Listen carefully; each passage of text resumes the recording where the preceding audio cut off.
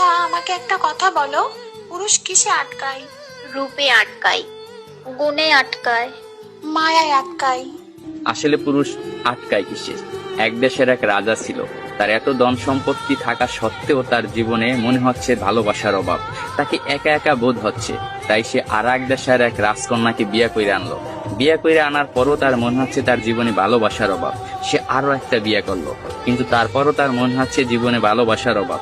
ভালোবাসার অভাব মিটাতে যাইয়ে একটা না, দুইটা না, তিনটা না, সে 9টা দেশের রাজকন্যাকে বিয়ে করলো। তার এখন 9টা বউ।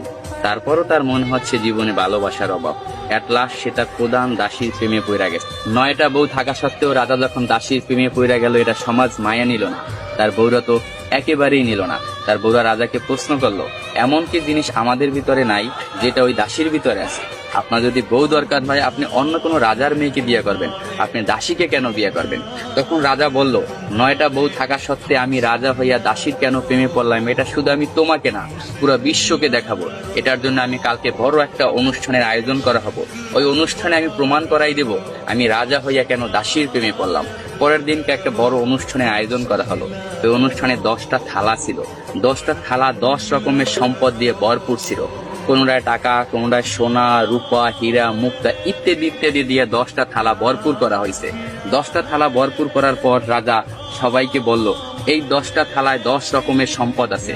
আমার 9 জন বউ এবং আমি যাকে ভালোবাসি আমার দাসী, এই টোটাল 10 জন, যে যে থালাটা ধরতে পারবে সেই থালার সম্পদ তার।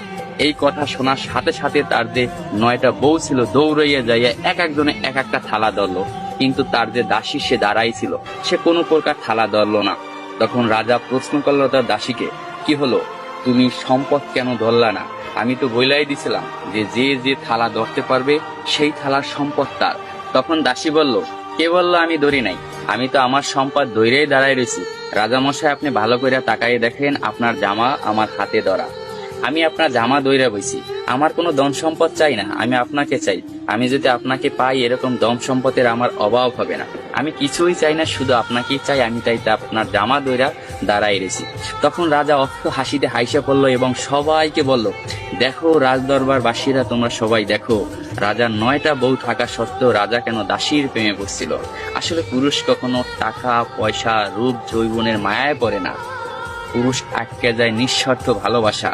পুরুষ তাই নিঃস্বার্থ ভালোবাসা। পুরুষকে যে নিঃস্বার্থ ভালোবাসবে, পুরুষ তারই হবে, শুধুই তার।